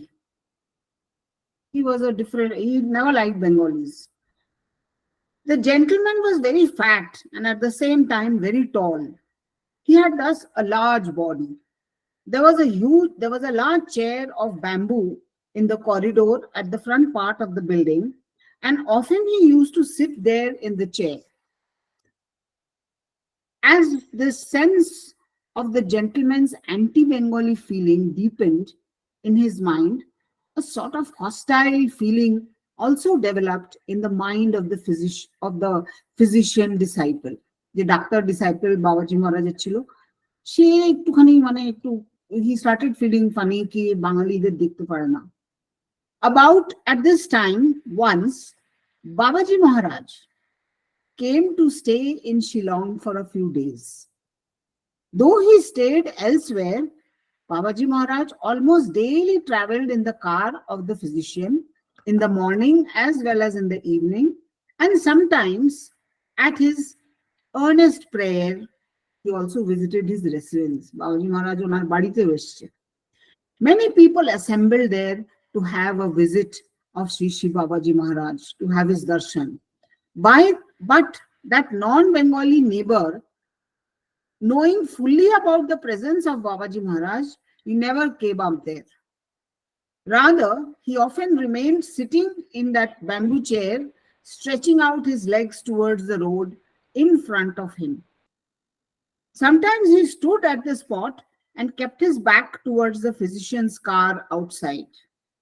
But under disregard, this very act of him made the physician very much angry against him. You cannot even show your respect for a saint because he is a Bengali, he often said to himself. He never told him, but in his mind he said what kind of a person he is. Such was his sentiment against that person. On the other hand, whenever Babaji Maharaj saw that person from the car, he often very admirably remarked, "Have you seen that person, my son? How nice does he look? Oh yes, really very beautiful." কেন যে বাবাজি মহারাজ এরকম remark করতে, তার মানে বাবাজি মহারাজের চোখ পড়েছিল ওনার উপরে। Such sort of admiration, however, failed to make any impression in the mind of the physician disciple. He often said to himself, "Oh, it is true that the person has a large body, but what is there for so much admiration in it?" However, after a few days, Babaji Maharaj left Shillong. And later, that non-Bengali gentleman also had to leave the town on an official transfer order to go somewhere else. On the day of his leaving Shillong, he sent all his family members and luggage to the station, but he himself remained there in the house waiting for his last visit with the physician. He was waiting for his friend. The physician too, unknowing that he had come to meet him, that gentleman, to maintain courtesy, but after seeing him, the physician's sentiment also softened. In course of his conversation with that gentleman, once he said, "Sri Sri Shantadas Babaji Maharaj had given you a lot of his blessings." On hearing that, the gentleman burst into tears. He said, "So after all my abeyance has reached Sri Sri Babaji Maharaj." মানুষ মনে মনে কি ভাবে কি না আমরা কিছুই জানি না। Maybe he used to pray in his mind or to get his blessings. Now these words highly surprised the physician. He asked the gentleman, "When did you offer abeyance to him? Often I saw you sitting in your chair, stretching out your lifted legs in front of you, or standing erect with your back towards him when we passed by car on his way." Then the gentleman said, "Doctor, our religious practices are silent and of a very unusual nature. Whenever we offer abeyance to someone, that is a saint, lying full length, mane shashtang pranam kore, before him, out of our great devotion for him, everybody will observe us standing with our backs towards him." আমরা যখন ষষ্ঠাং প্রণাম করি তো আমরা আমাদের পেটের দিকটা মাটি টাচ করে, কিন্তু পিঠটা আমাদের তো উপরে থাকে। তো তাই আমি যে তোমার ঠাকুরজি তোমার গুরুজিকে পিঠ দেখিয়ে বসে থাকতাম, তো সেটার মানে তুমি বোঝো না, এটাই আমার সাইলেন্ট প্রেয়ার ছিল। After saying thus, he left the place with tears in his eyes. Hence, we find that Sri Sri Babaji Maharaj had admired of was not the outer appearance of that gentleman. It was in fact that of his inner self. How strange and inconceivable is the nature of various activities of a supremely great saint in the form of a human being. এবার আমি দাদা গুরুজির কয়েকটা খুব সুন্দর চিঠি পড়ে শোনাচ্ছি। Received your letter.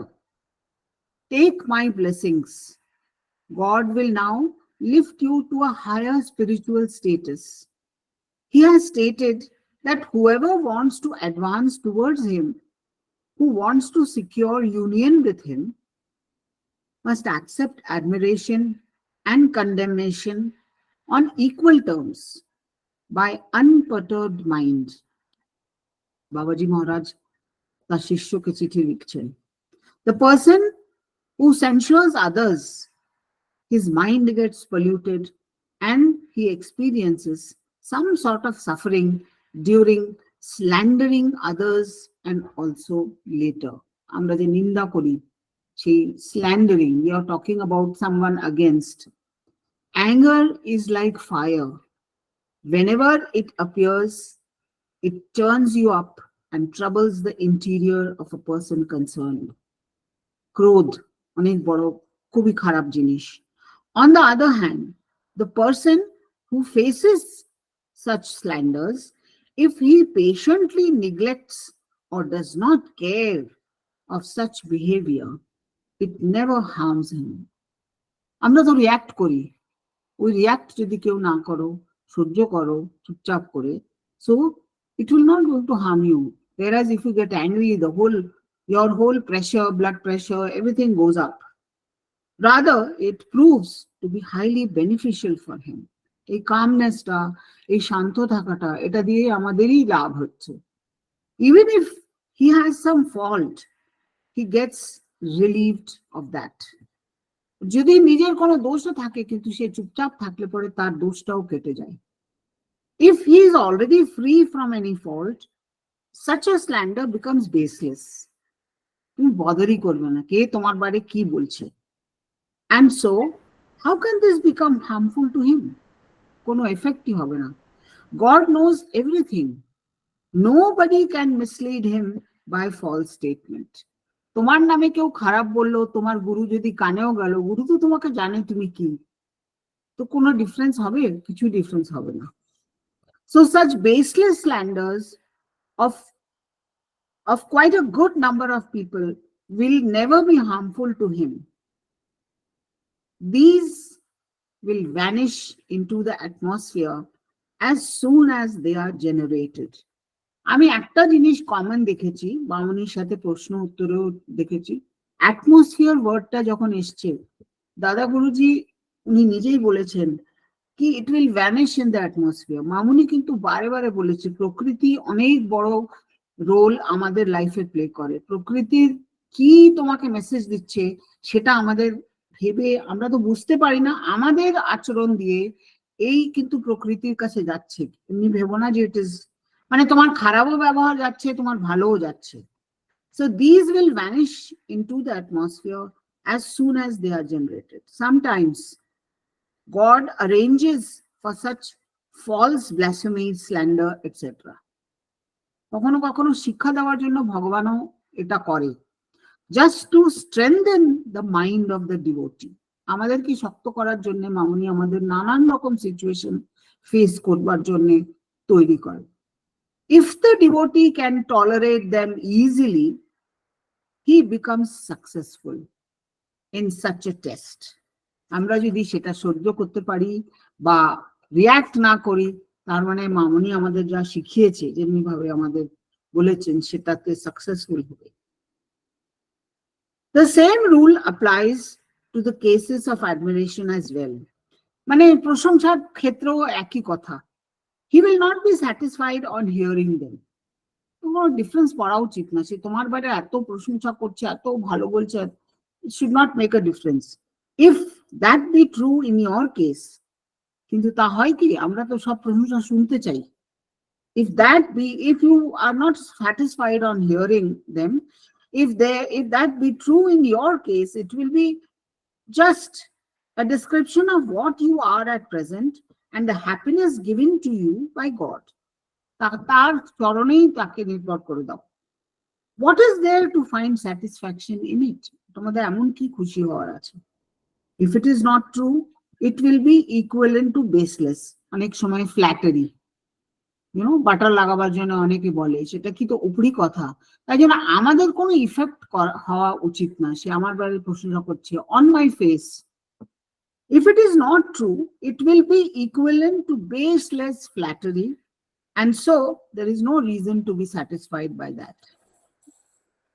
By reasoning in this manner, try to maintain equability towards admiration as well as condemnation. প্রশংসা আর অপ্রশংসা দুটোই আমাদেরকে, we have to take it in the same stride. If equability comes up also for happiness and sorrow, সুখ আর দুঃখের জন্য same feeling যদি থাকে, it will be equivalent to win over the entire universe, and you will secure a position at the supreme ever joyful feet of God. আমরা যদি এটাকে কনকার করতে পারি, সুখ দুঃখ একভাবে নিতে পারি, তুমি তার চরণে খুব তাড়াতাড়ি জায়গা পাবে। You think thoroughly over these words of mine and strengthen your mind. I wish for your welfare in every respect. Everything is all right there. My blessings to you, Sri Shanta Das. এই একটা চিঠি। আর আজকে আমরা যেটা discuss করছিলাম যে আমাদের তিথি Janmashtami 27th পড়েছে আর সবাই 26th সেলিব্রেট করছে, তো আমাদের তিথি কি করে ডিসাইড হয়? Received your letter after 12 days. This is a topic related to pujo rituals. Received your letter after 12 days. I failed to follow the reason for which the excessive delay of this. I think it is probably due to some trouble in the post office. Similar delay has been experienced here in the case of some other letters as well. The 14th day of the lunar month for the annual celebration of Lord Shiva is already over now, Shivratri. Hence, it is useless to write on this issue. However, know this to be a general rule that the day of the lunar month on which some ritual of fasting, etc., is scheduled to be observed according to rules, if struck, that is, overstepped or crossed over by the previous day of the lunar month, then the ritual concerned is to be observed on the following day. For example, if the scheduled 8th day of the lunar month for Janmashtami is crossed over by the 7th day of the lunar month, then the day which is thus struck will be avoided for the ritual. 12টার পরে আমাদের দিন change হয় বৈষ্ণব মতে, তো ওই তিথিটা যদি cross না করে তা আমরা সেদিন অবজার্ভ করি না। ক্রস যদি হয়ে যায় সেই দিনে রাত্রে 12টার পরে, সেই দিনটাকে আমরা অবজার্ভ করি। It is to be observed on the following day, that is the 9th day for Janmashtami. According to the rules of our sect, the day time starts after midnight. Just after the midnight, the sun rays start coming to the eastern sky. For that reason, the daytime is considered to begin from midnight. For example, Wednesday is regarded to start after the midnight 12 p.m. of Tuesday. বুধবার আরম্ভ হয়ে গেছে। On this account, the day of Shivratri festival of this year, due to it being struck by the 13th day of the lunar month, on the due 14th day. It was due on the 14th day. The ritual of fasting of the festival could not be observed on Saturday, so it was held on Sunday. This was the time এই সময় যখন বাবাজি মহারাজ যে চিঠিটার উত্তর দিয়েছিলেন। Main হচ্ছে যে উনি বুঝিয়ে দিয়েছেন যে কেন আমরা একদিন, আমাদের তিথি একদিন ক্রস ওভার করে। Similar rule also applies in the case of the ritual of the 11th day of the lunar month, একাদশী। আমাদের যে একাদশীটা হয় 11 দিনের পরেটা যখন 11th day lunar month-এর যেটা ক্রস হয়ে যায় তারপরে। About a week after my arrival here, the fever of my body has been discovered, but the disease of dysentery is still continuing. However, the overall condition of my body is better now. After all, take my blessings. Everybody is all right. My blessings to you, Shri Shanta Das. আরেকটা পড়বো? ছোট্ট চিঠি এটা। Received your letter. Take my blessings. When you have sufficient leisure and opportunity, you may come up to the ashram. There is no restriction for that. The equivalent route dispatched by you, কিছু একটা পাঠিয়েছিলেন শিকড়, by you has been duly added after cooking to the bhog for Thakurji. ঠাকুরজিকে ভোগ দেওয়ার জন্য হয়তো উনি কোনো একটা শিকড়ে কিছু এমন জাতীয় কিছু পাঠিয়েছিলেন, বাবাজি মহারাজ বললেন যে ওটা আমি পেয়েছি আর ওটা ভোগেও দেওয়া হয়েছে। Don't be perturbed so much. In course of time, you will find everything gradually turning good. অবিচলিত হও না, আস্তে আস্তে সব ভালো হবে। Just remember that God himself always came to the aid of the Pandavas. বাবাজি মহারাজ এখানে পান্ডবা মহাভারতের এক্সাম্পল দিয়েছে যে ওরাও খুব ডিস্টার্ব ছিল, ওরাও they faced a lot of hardship, but ওদেরও বলেছিল don't get perturbed. Yet they had to face, God himself came to the aid of Pandavas, yet they had to face a lot of severe insults at the royal court of Dhritarashtra and suffer a lot by living in forests, etc. এটা তো সবাই জানে তারা কি কি face করেছে। Finally, they came across good and happy days. The effects of deeds of your past lives will gradually lose strength and will not be so much troublesome for you. But for those who maintain religious practices, impatience is regarded as an offense by the great saints. আমাদের যে অধৈর্য হওয়াটা হচ্ছে সবচেয়ে বড় কি বলবো drawback. সাধু সন্তদের মধ্যে সবচেয়ে বড় হচ্ছে পেশেন্স।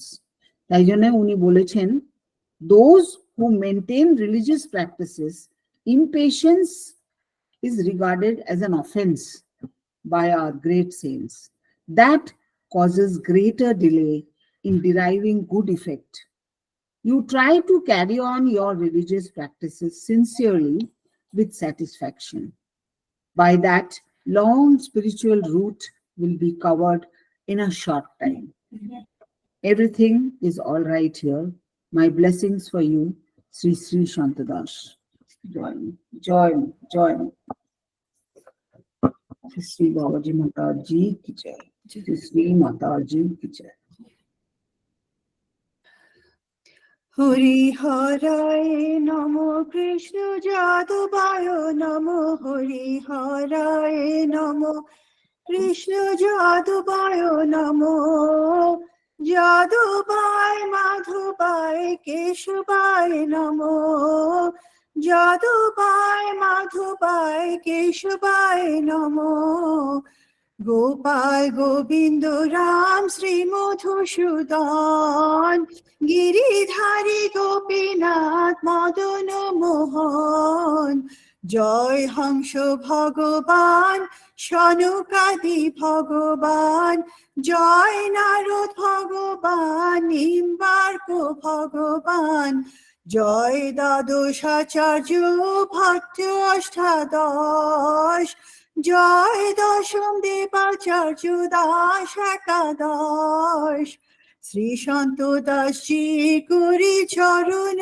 বন্দন যাহা হইতে বিঘ্ন নাশ অভীষ্ট পূরণ গুরু পরম্পরা যার মোরা তার দাস তা সবার পদ রেণু মোর পঞ্চগ্রাস তাদের চরণ সেবী ভক্ত শনিবাস জনমে জনমে হয় এই অভিলাষ নিম্বার্ক সম্প্রদায় জপে প্রজে কইলেন বাস রাধা কৃষ্ণ নিত্য লীলা করিলেন প্রকাশ আনন্দে বল হরি ভজ বৃন্দাবন শ্রী গুরু বৈষ্ণব পদে মজাইয়া মন শ্রী গুরু বৈষ্ণব পাদ পদ্ম করিয়াস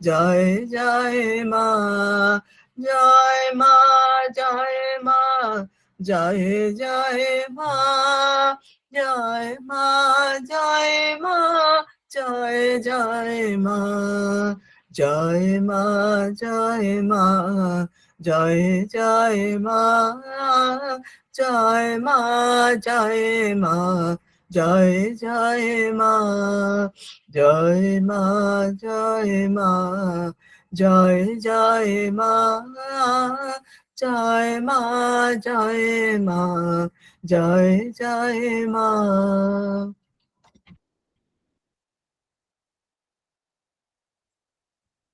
নিম্বার্ক সম্প্রদায় শ্রী শ্রী গুরু পরম্পরা। শ্রী হংস ভগবান কি জয়, শ্রী সনকাদি ভগবান কি জয়, শ্রী নারদ ভগবান কি জয়, শ্রী নিম্বার্ক ভগবান কি জয়, নিবাসাচার্য কি জয়, বিশ্বাচার্য কি জয়, শ্রী পুরুষোত্তমাচার্য কি জয়, শ্রী বিলাসাচার্য কি জয়, শ্রী স্বরূপাচার্য কি জয়, শ্রী মাধবাচার্য কি জয়, শ্রী বলভদ্রাচার্য কি জয়, শ্রী পদ্মাচার্য কি জয়, শ্রী শ্যামাচার্য কি জয়, শ্রী গোপালাচার্য কি জয়, শ্রী কৃপাচার্য কি জয়, শ্রী দেবাচার্য কি জয়, শ্রী সুন্দর ভট্টাচার্য কি জয়, শ্রী পদ্মনাভ ভট্টাচার্য কি জয়, শ্রী উপেন্দ্র ভট্টাচার্য কি জয়, শ্রী রামচন্দ্র ভট্টাচার্য কি জয়, শ্রী বামন ভট্টাচার্য কি জয়, শ্রী কৃষ্ণ ভট্টাচার্য কি জয়, শ্রী পদ্মাকর ভট্টাচার্য কি জয়, শ্রী শ্রবণ ভট্টাচার্য কি জয়, শ্রী ভূরি ভট্টাচার্য কি জয়,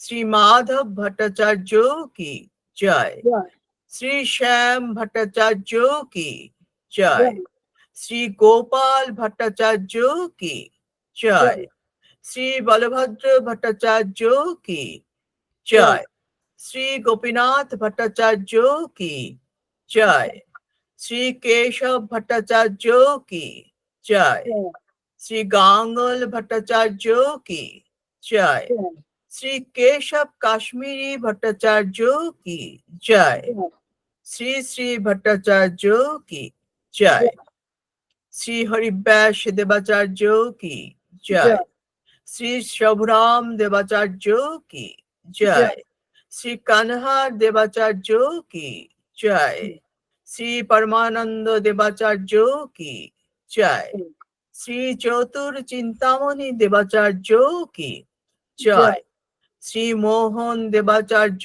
কি জয়, শ্রী জগন্নাথ দেবাচার্য কি জয়, শ্রী মাখন দেবাচার্য কি, শ্রী হরি দেবাচার্য কি জয়, শ্রী মথুরা দেবাচার্য কি জয়, শ্রী স্বামী শ্যামল দাস জি কি জয়, শ্রী স্বামী হংসদাস জি কি জয়, শ্রী স্বামী হীরাদাস জি কি জয়, শ্রী স্বামী মোহনদাস জি কি জয়, শ্রী স্বামী নেনাদাস জি কি জয়, শ্রী স্বামী ইন্দ্রদাস জি কি জয়, শ্রী স্বামী বজরং দাস জি কি, শ্রী স্বামী গোপাল দাস জি কি জয়, শ্রী স্বামী দেবদাস জি কি, শ্রী 108 স্বামী রামদাস কাঠিয়া বাবাজি মহারাজ জি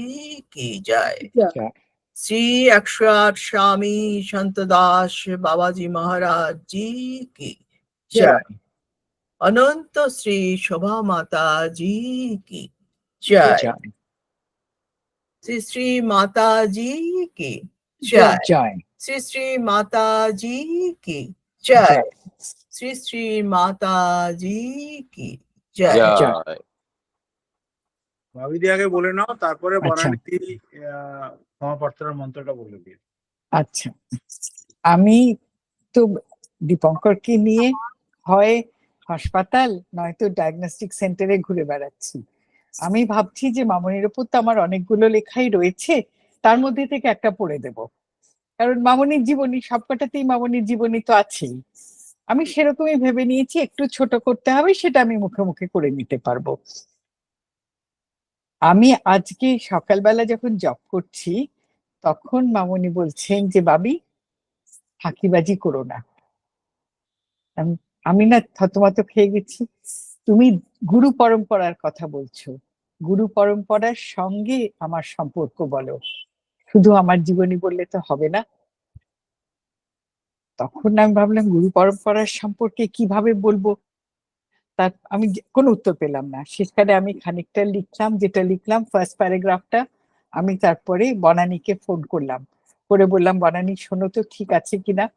বনানী বললো হ্যাঁ, এখন এটা লিঙ্ক করছে গুরু পরম্পরায় নারী শক্তির কিভাবে এলো। বাবাজি মহারাজ নারী শক্তিকে একটা জায়গা দিয়েছিলেন, মেয়েদের আলাদা করে উনি অ্যালাউ করেছিলেন দীক্ষা নিতে, সেইখান থেকে তিনি মেয়েদের দীক্ষা দেবার জায়গাটাতে এনে দিলেন।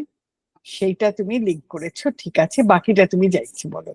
আমার ওই অবধি লেখা ছিল, বাকিটা কিন্তু আমি শুদ্ধ আমার মেমোরি থেকে বলে গেছি তোমাদের মোটামুটি।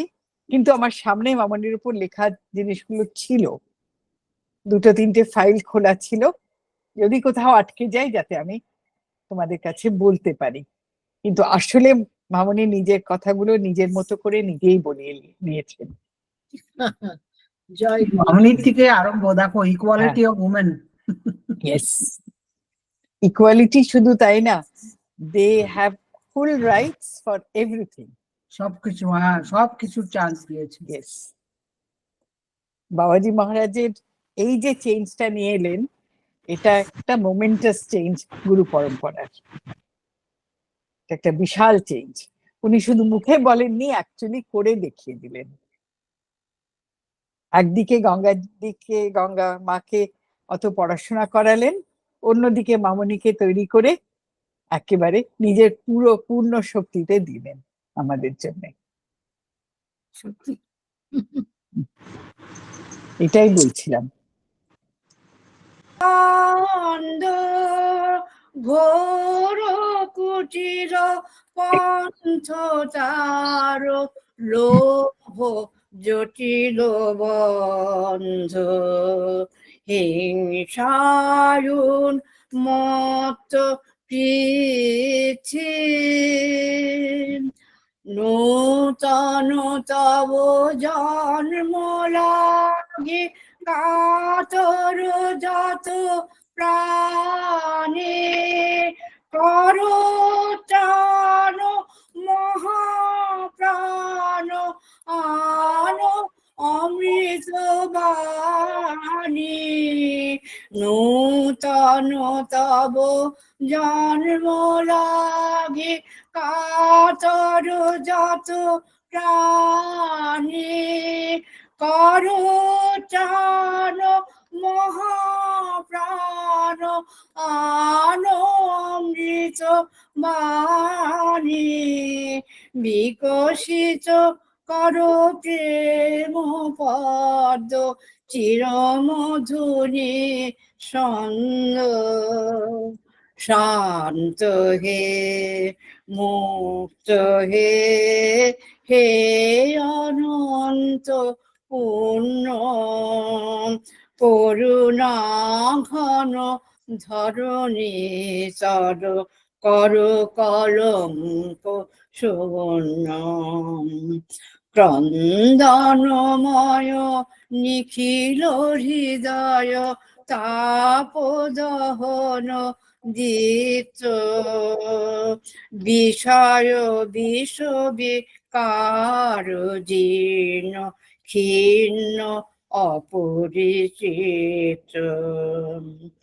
দেশ দেশ পড়িল তিলক রক্ত কলুষ গ্লানি তব মঙ্গল শঙ্খওয়ান তব দক্ষিণ পানি দেশ দেশ পড়িল তিলক রক্ত কলুষ গ্লানি তব মঙ্গল শঙ্খওয়ান তব দক্ষিণ পানি তব শুভ সঙ্গীত রাগ তব সুন্দর ছন্দ শান্ত হে মুক্ত হে হে